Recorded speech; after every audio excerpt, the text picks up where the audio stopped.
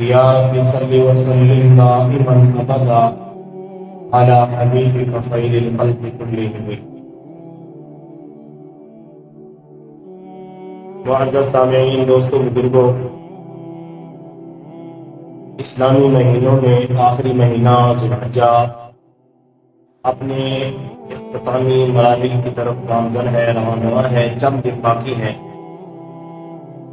اس مہینے کے مکمل ہونے کے بعد ایک اسلامی سال مکمل ہو جائے گا۔ اسلامی تاریخ کا اگر مطالعہ کیا جائے، اسلامی تاریخ کو اگر پڑھا جائے، اسلامی تاریخ کے صفحات پر اسلام کے عظیم جرنیل اور عظیم ہستیوں کی شہادت کی داستان میں ملتی ہے۔ اسی مہینے کو لے لیجیے، ذوالحجہ کا مہینہ ہے۔ اس ذوالحجہ کی 18 ذوالحجہ کو سیدنا عثمان غنی رضی اللہ تعالی عنہ کی شہادت ہے، اور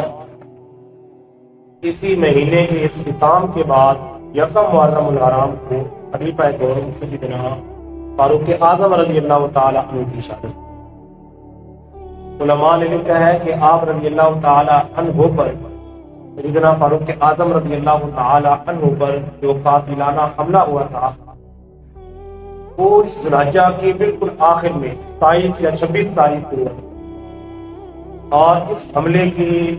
بعد جو زخمی ہوئے اور 3 دن زخمی رہنے کے بعد یکم محرم الحرام کو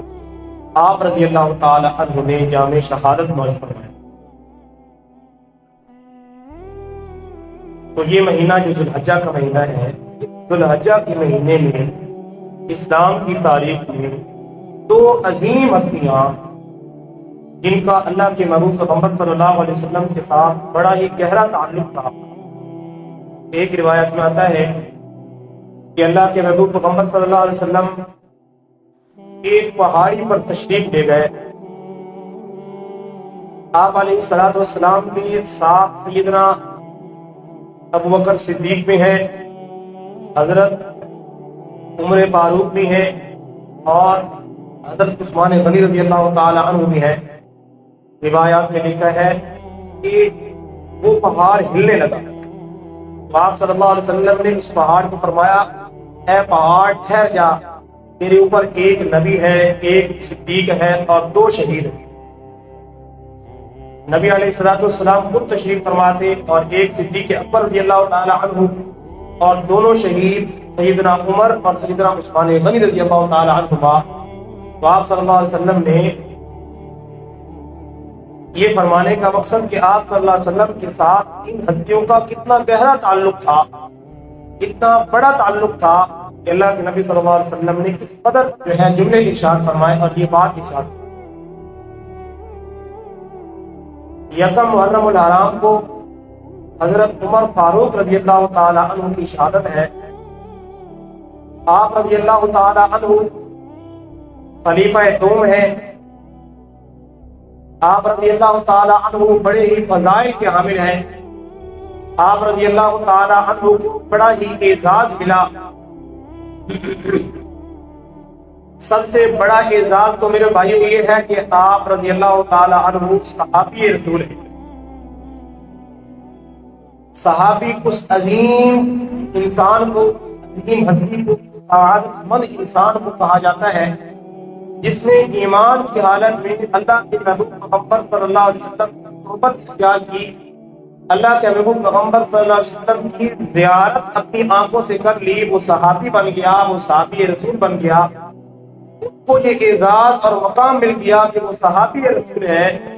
تو حضرت عمر رضی اللہ تعالی عنہ کے اور بھی بڑے فضائل ہیں، لیکن سب سے بڑی فضیلت آپ رضی اللہ تعالی عنہ کی یہ ہے کہ آپ صحابی رسول۔ تو صحابی رسول ہونا میرے بھائیوں بڑے ہی اعزاز کی بات ہے۔ یہ ساری کائنات اکٹھی ہو جائے، اس ساری کائنات کے اولیاء اللہ جمع ہو جائیں، اکٹھے ہو جائیں، کروڑوں جنید بغدادی آ جائیں، کروڑوں عبد القادر جیلانی اکٹھے ہو جائیں، اور ساری دنیا کے اولیاء اکٹھے ہو جائیں ایک صحابی کے پاؤں کی خاک کے برابر بھی نہیں ہو سکتے۔ وجہ کیا ہے؟ اس لیے کہ انہوں نے رخ مصطفیٰ صلی اللہ علیہ وسلم کا دیدار اپنی آنکھوں سے کیا ہے۔ اس اعزاز کی وجہ سے ان کو یہ مقام مل گیا، ان کو یہ عظمت مل گئی، یہ فضیلت مل گئی کہ ساری کائنات کے لوگ اکٹھے ہو جائیں، نمازی، پرہیزی، تہجد گزار، حج پڑھنے والے، زکوٰۃ ادا کرنے والے، اولیاء اللہ، ساری زندگی اللہ کی عبادت اور ریاضت میں گزارنے والے اکٹھے ہو جائیں ایک صحابی کے پاؤں کی خاک کے برابر بھی نہیں ہو سکے۔ اللہ نے کتنا ان کو مقام دیا۔ حضرت عمر رضی اللہ تعالیٰ عنہ، اللہ نے بڑے اعزاز سے نوازا، بڑی فضیلت آپ رضی اللہ تعالیٰ عنہ کو ملی، اور اس سے بڑھ کے فضیلت کیا ہوگی؟ آپ صلی اللہ علیہ وسلم نے ارشاد فرمایا، لو کان بعدی نبی لکان عمر، فرمایا کہ اگر میرے بعد نبوت کا دروازہ کھلا ہوتا، نبوت کا سلسلہ جاری ہوتا، کیونکہ اللہ نے آپ علیہ السلام پر نبوت کا سلسلہ ختم فرما دیا، نبوت کا دروازہ بند فرما دیا۔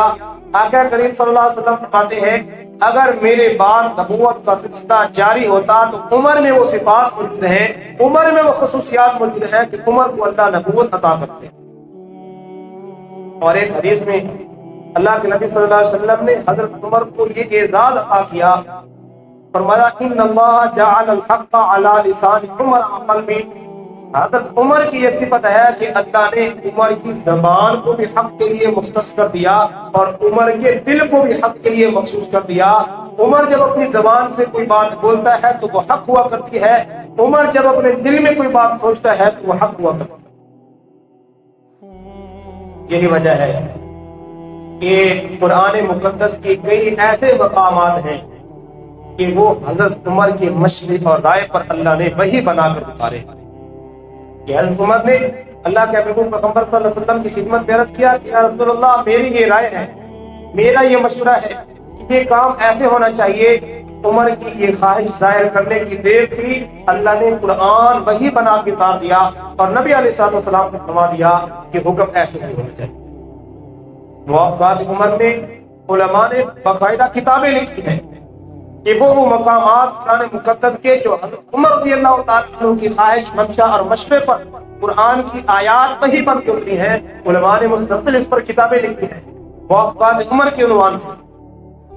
موافقات عمر یعنی قرآن کی وہ آیات جو حضرت عمر رضی اللہ تعالیٰ عنہ کے مشورے اور رائے کے موافق ہو۔ اور آپ صلی اللہ علیہ وسلم نے فرمایا کہ اے عمر، جس راستے سے تو گزرتا ہے نا، شیطان کو اس راستے سے گزرنے کی جرأت نہیں ہوتی۔ مشکات شریف کی روایت ہے، اللہ کے محبوب پیغمبر صلی اللہ علیہ وسلم گھر کے اندر تشریف فرما، آپ صلی اللہ علیہ وسلم کی ازواج مطہرات آپ صلی اللہ علیہ وسلم کی خدمت میں بیٹھی ہیں، گفتگو ہو رہی ہے، بات چیت ہو رہی ہے، دروازے پر دستک ہوتی ہے، پوچھا جاتا ہے کہ دروازے پر کون ہے، آواز آتی ہے کہ عمر بن خطاب حاضر خدمت ہونا چاہتا ہے۔ حضرت عمر کی آواز سننا تھی کہ آپ صلی اللہ علیہ وسلم کی گھر کی خواتین جلدی جا کے پردے کے اندر چھپ جاتی ہیں۔ آپ صلی اللہ علیہ وسلم نے یہ منظر دیکھا تو آپ صلی اللہ علیہ وسلم کے چہرے انور پر، رخ انور پر تبسم کے آثار ظاہر ہوئے، رخ انور ہنسی سے، خوشی سے چمک اٹھا۔ سیدنا عمر اندر تشریف لائے، اللہ کے محبوب پیغمبر صلی اللہ علیہ وسلم کے چمکتے دمکتے روشن مسکراتے ہنستے تبسم والے چہرے کو دیکھا تو حضرت عمر نے عرض کیا یا رسول اللہ، اللہ آپ کے اس ہنستے مسکراتے چہرے کو سلامت رکھے، اللہ آپ کی اس ہنسی کو قائم رکھے، اس مبارک چہرے پر کبھی غم کے آثار نہ ہوں۔ اے اللہ کے نبی صلی اللہ علیہ وسلم، آپ مجھے ذرا بتائیے کہ اس ہنسی کی وجہ کیا ہے۔ آپ صلی اللہ علیہ وسلم نے فرمایا کہ اے عمر، یہ خواتین تھیں، آپ کے آنے سے پہلے یہاں بیٹھی تھی، بات چیت ہو رہی تھی، مجھ سے کچھ مطالبات کر رہی تھی۔ اے عمر، جب تیری اس انہوں نے آواز سنی ہے نا، یہ فوراً جا کے چھپ گئی ہیں، پردے میں بیٹھ گئی۔ حضرت عمر نے فرمایا کہ مجھ سے ڈرتی ہو، اللہ کے نبی صلی اللہ علیہ وسلم سے نہیں ڈرتی؟ تو انہوں نے فرمایا ہاں عمر، تو بڑا ہی غصے والا ہے، بڑا ہی سخت ہے۔ اس موقع پہ آپ صلی اللہ علیہ وسلم نے فرمایا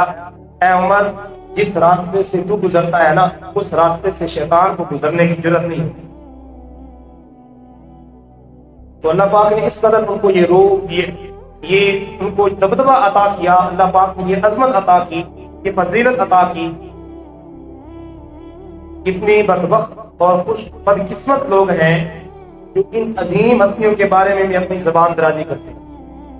یاد رکھیے اللہ کے نبی صلی اللہ علیہ وسلم کی یہ تعلیم ہے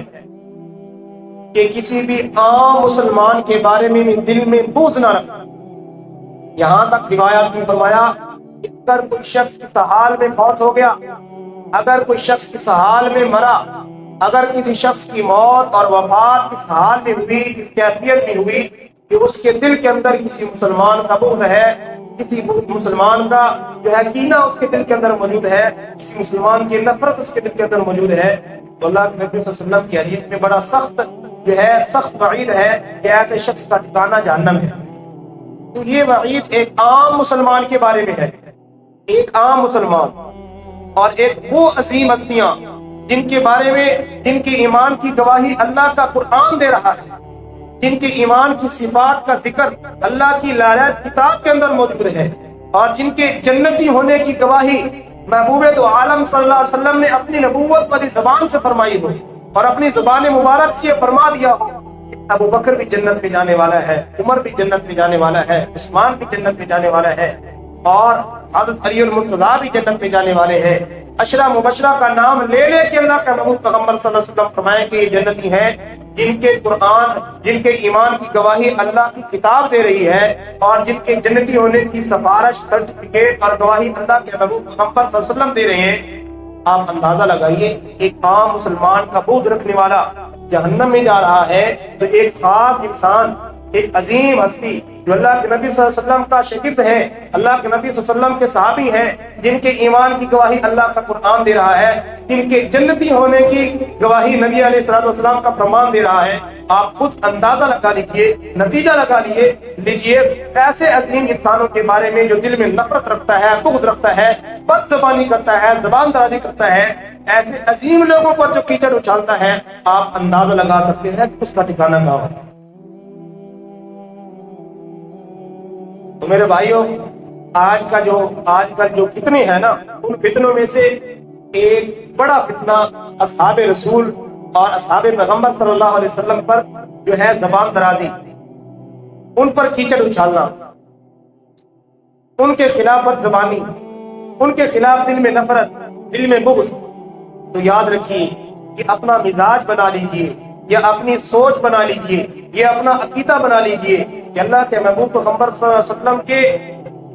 پہلے صحابی حضرت ابوبکر صدیق سے لے کے آخری صحابی حضرت عامر بن طفیل دوسی رضی اللہ تعالی عنہ، جن کا جو ہے صحابہ میں سب سے آخر میں انتقال ہوا، پہلے صحابی سے لے کے آخری صحابی تک جتنے بھی صحابہ آئے ہیں، سارے کے سارے صحابہ ہمارے ایمان کا حصہ ہیں۔ کسی بھی صحابی کے بارے میں ہمارے دل کے اندر رائے کے ذرے کے برابر بھی نفرت اور بغض نہیں ہے۔ سب کے سب صحابہ حق پر تھے، سب کے سب صحابہ جنتی ہیں، سب کے سب صحابہ معیار حق ہیں۔ ایک مومن جو اللہ کو اور اللہ کے رسول کو، قرآن کو ماننے والا ہے، اپنے آپ کو مومن کہتا ہے، وہ کبھی بھی یہ سوچ بھی نہیں سکتا کہ کسی صحابی کے بارے میں اس کے دل کے اندر بغض ہو۔ صحابہ کا معاملہ اللہ کے سپرد ہے، ان کے آپس کے اختلافات، ان کے آپس کے جو اختلافات ہیں، ان کی اپنی ذات تک محدود ہیں۔ ہم کون ہوتے ہیں ان عظیم ہستیوں کے بارے میں فیصلہ کرنے والے؟ آج اگر بڑوں میں اختلاف ہو جاتا ہے تو وہ بڑے اپنے چھوٹوں کو سمجھاتے ہیں کہ بیٹا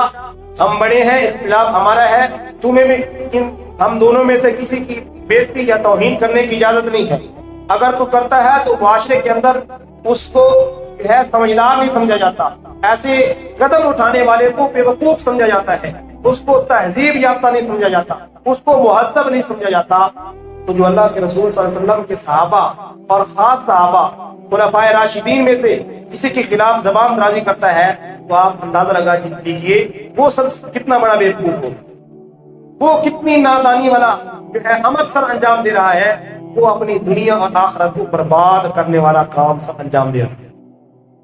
تو صحابہ سارے کے سارے معیار حق، ہماری جو ہے یہ ہمارا یہ عقیدہ ہونا چاہیے، ہمارا یہ ایمان ہونا چاہیے کہ جتنے بھی اصحاب ہیں، اصحاب پیغمبر ہیں، آپ صلی اللہ علیہ وسلم کے صحابہ ہیں، آپ صلی اللہ علیہ وسلم کے گھر والے ہیں، اہل بیت ہیں، سارے کے سارے معیار حق ہیں، ہمارے ایمان کا حصہ ہے۔ ان کا ادب، ان کا احترام، ان کی عزت کرنا ہم سب مسلمانوں پر واجب ہے۔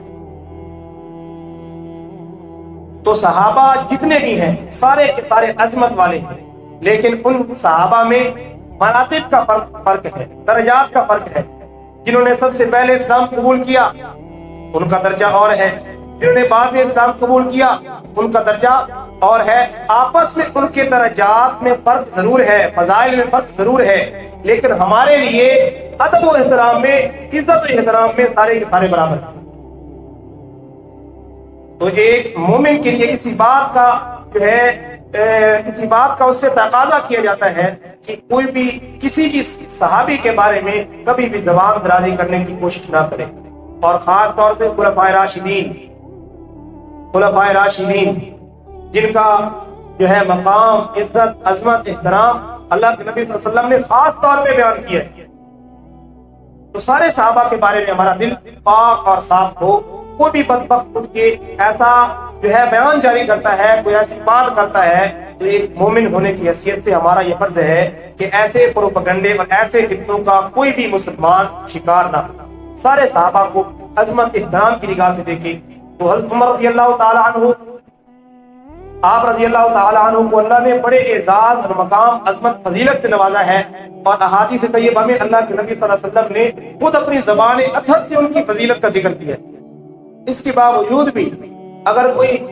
اپنی زبان کو ان ہستیوں کے بارے میں روک نہیں سکتا تو اس کی بدبختی کے بارے میں کوئی شک و شبہ کی گنجائش نہیں ہے، اس کی دنیا آخرت کے برباد ہونے کے بارے میں کوئی بھی شک و شبہ کی گنجائش نہیں ہے۔ اللہ رب العزت سے دعا ہے اللہ پاک ہمیں ان عظیم ہستیوں کے نقش قدم پر چل کے زندگی گزارنے کی توفیق عطا فرمائے، اور ان نیک لوگوں کا ادب، احترام، ان کے ساتھ عقیدت، محبت اور ان کے نقش قدم پر چلتے ہوئے زندگی گزارنے کی توفیق عطا فرمائے۔ وآخر دعوانا الحمدللہ رب العالمین۔ تمام حضرات سنت عطا فرمائے۔